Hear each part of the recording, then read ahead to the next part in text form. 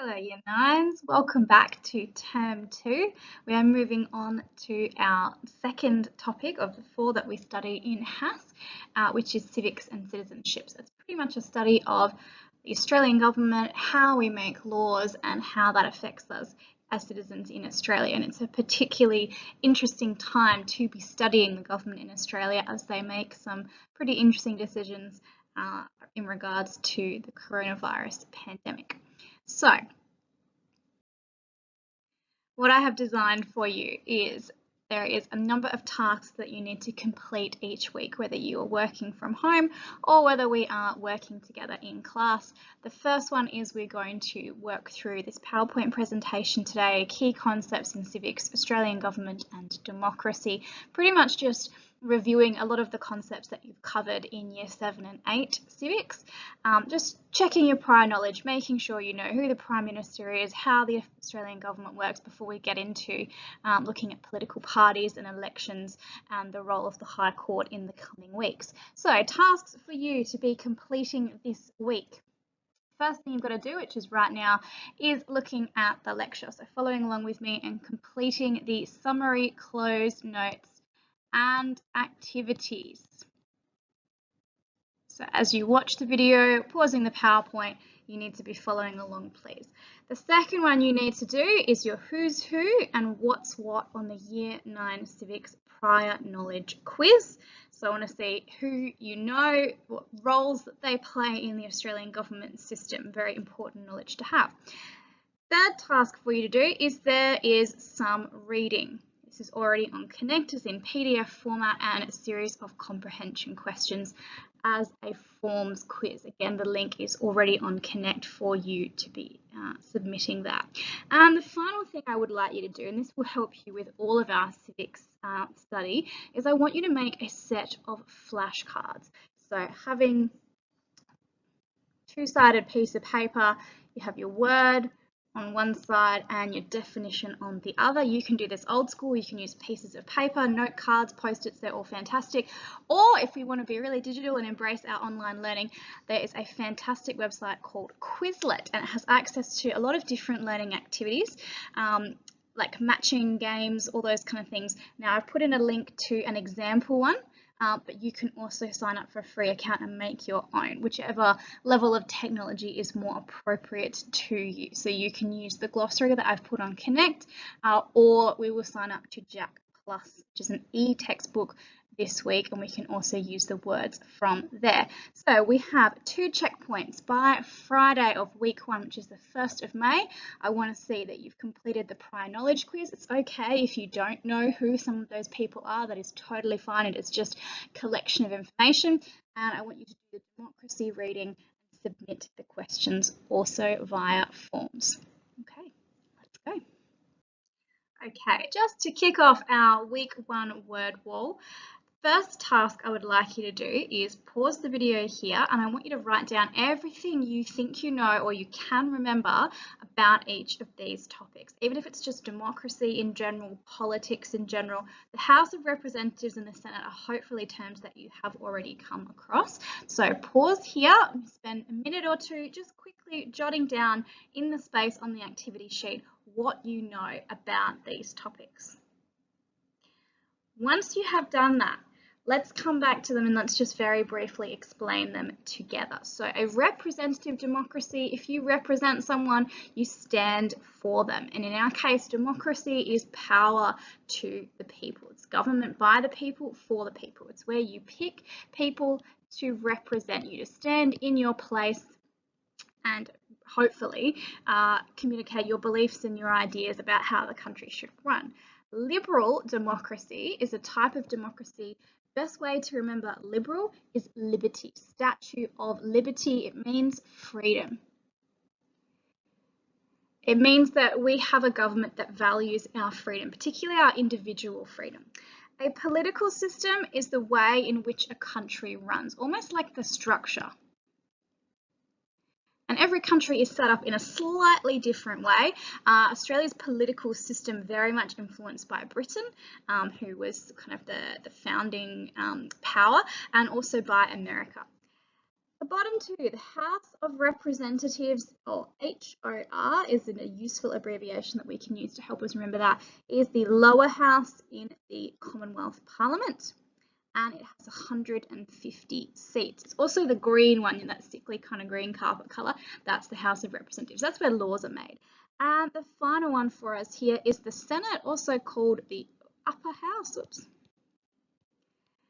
And there are 76 senators. Now, the Senate represents the states, and the House of Representatives is supposed to represent the people.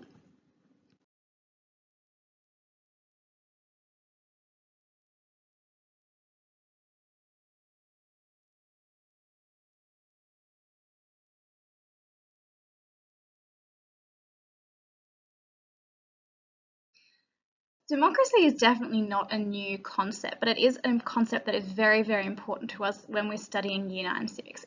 It traced all the way back to the ancient Greeks, who created a direct democracy in the city-state of Athens. And the word democracy is actually an ancient Greek word. Demos, meaning people, and kratios, or kratos, meaning power, power to the people. Simply power by the people, for the people. And it's a concept we very much take for granted in Australia today because we have a pretty free democracy, really. In the modern sense, a democracy means a government that is elected by the people, by majority rule. So when we say majority, we mean over half of the people who voted had the same conclusion, that they wanted this person to represent them. You're never going to get everybody to agree, but as long as you've got a majority, you've got the legitimacy to rule most of the people. There are over 193 countries in the world, and a lot of them identify as being democratic to some version or another. There's lots of different types of governments. Democracy is definitely one that is extremely common.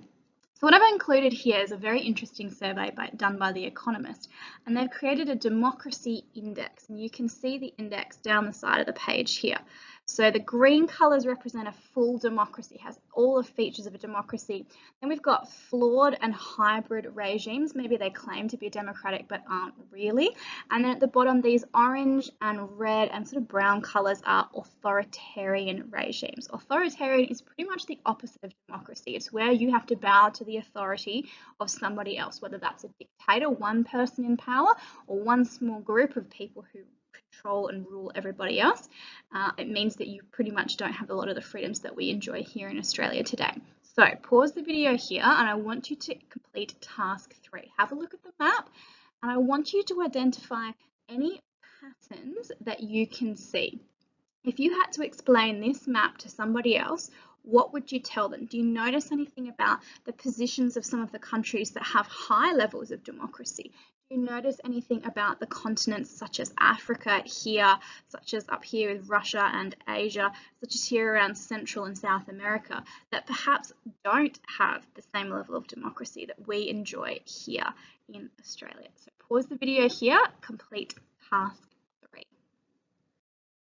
As we've seen from the map on the previous slide, Australia has a pretty good level of democracy, and quite often, especially when we're reading this stuff for civics, it's very boastful that lots of countries envy the democracy that we have in Australia. There's 2 types of democracy that we could say that we have. The first one is a representative democracy. This is a system of government where people vote for representative, someone to stand in their place, because the country couldn't function if every single person had to say whatever they thought about particular laws. So you pick one person as your representative. We also have a liberal democracy. Remember, liberty meaning freedom. It's a government and a democracy that values the freedom and the rights of individual people. Australia has both of these types because we elect people in elections to come and stand for our electorate. So the place where you live is the area where you get sent off to Parliament. And we have a liberal democracy because we have lots of things like freedom of speech, freedom of religion, freedom of association. I know some of these freedoms have been somewhat curtailed by the current crisis, but they still exist in Australia, and it's probably at times like this where everyone goes, whoa, what do you mean we can't go to the beach? What do you mean we can't gather in groups of more than 2 or 10 or 50? That we actually go, yeah, usually we do have these freedoms. So when they're taken away, people start to realise how important they actually are. So task 4, explain why Australia can be considered both representative and liberal as a democracy. Try and use very specific examples, please. Following on from our previous discussion of why Australia is both representative and liberal, let's have a look at some of the freedoms that we do enjoy in Australia. We have regular elections every 3 or 4 years, depending on which level of government. We have freedom of speech. We can pretty much say anything, particularly against the government. I could sit here and say, I think Scott Morrison's a big fat idiot, and I'm allowed to do that. I have freedom of speech in Australia. We have the right to protest peacefully. So if we don't like something the government does, people can protest. It's your right to do that. You have the right to vote in elections once you turn 18 and as long as you're an Australian citizen. This is also compulsory, which means you actually don't have a choice in Australia. You have to show out and vote once you're enrolled, otherwise you can get a fine between $20 and $50. Australia is one of the few countries in the world that actually enforces compulsory voting for our democracy. Most other democracies around the world, interestingly, don't have compulsory voting. You also have the right to a fair trial. If you're arrested, you get the right to be seen before a judge or a jury, and you cannot be imprisoned without due cause. And you have freedom of religion. You can be whatever religion you want to be in Australia. You can belong to the Church of the Flying Spaghetti Monster if you really want to. And yes, that is actually a real church. Look it up. So, task 5, I want you to copy these examples onto the diagram on your worksheet, and I want you to see if you can add at least 3 more examples to the diagrams. Add a few more arrows in and see what else you can think of that shows that we have freedom and we have different rights and values here in Australia. If it helps, try and think back. This is something that you did cover in year 8. Okay, so pause the video here, task 5. So let's move on to the political system that we have in Australia. A lot of this should be revision. If it's not, that is totally fine. If it is revision, it is definitely not going to hurt to hear it again. So just quickly going over the things that we really need to know. The first thing is the concept of Parliament. So writing down this definition, please. It's the place where the federal or state government meets and it pretty much decides the laws for the whole country. You need to remember that we have 3 levels of government: federal, state and local, and they deal with different things. The key thing for us to be really looking at in this case in year 9 is we look at the federal parliament. So located in Canberra, please make sure you know that and that you know where Canberra is. So our task for this one is for each level of government, you might need to do a bit of research for this, or if you can remember, well done. For each level of government, write down things they're responsible for. I'll give you a hint. The federal government tends to make laws for the whole country. They do really big issues, things like defence, currency, foreign affairs, trade. That's the federal government.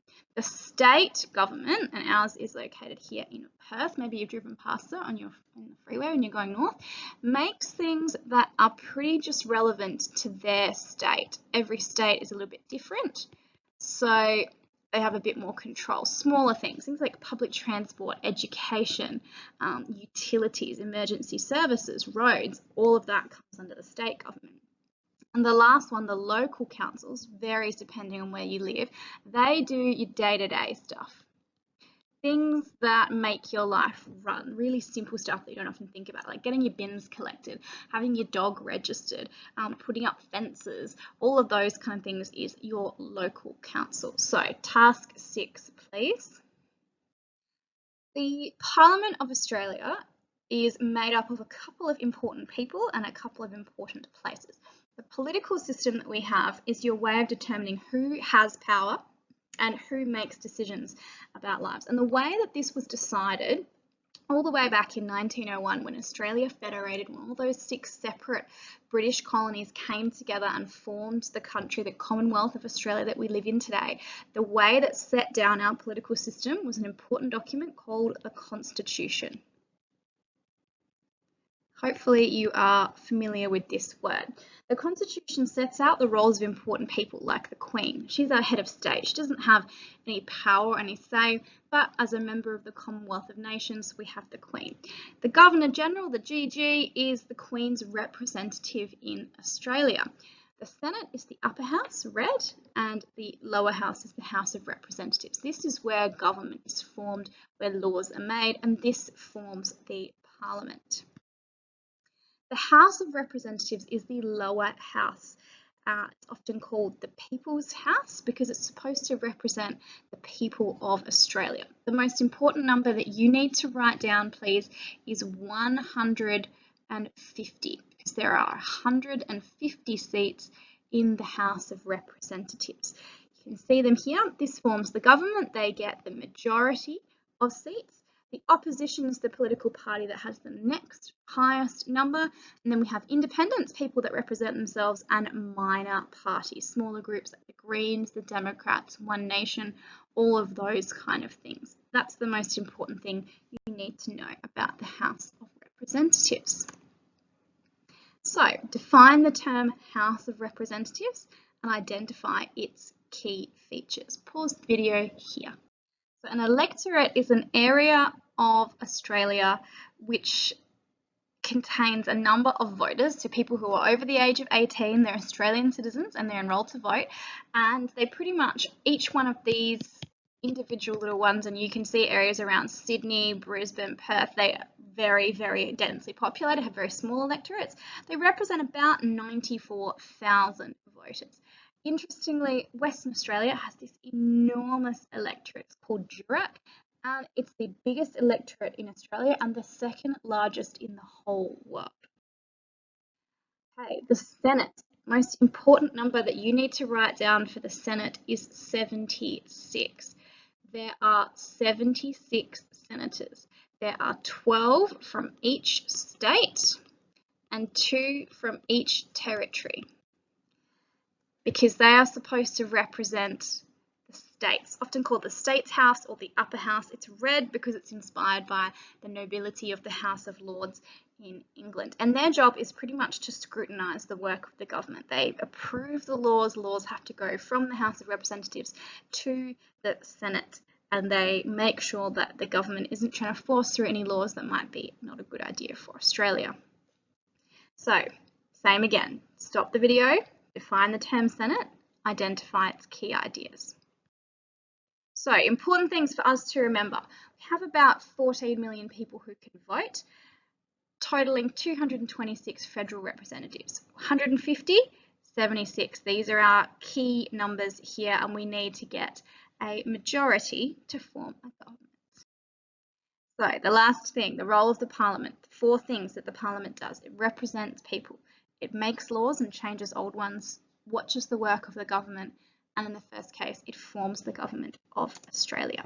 So which role do you think is the most important and why? Pause the video here and complete task 9.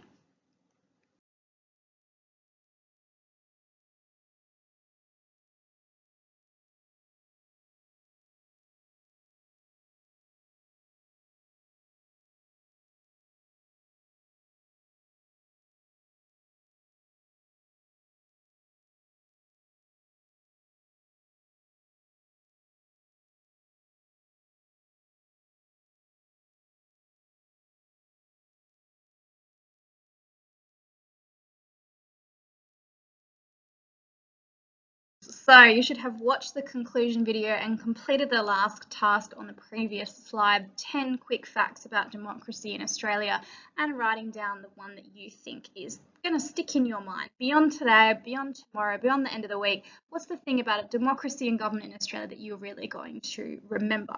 So let's review. We've completed the first of our tasks. We've watched the lecture, we've reviewed some of the most important people, concepts, ideas and places associated with government in Australia. Next thing that you need to do, please, you need to do the who's who and what's what, prior knowledge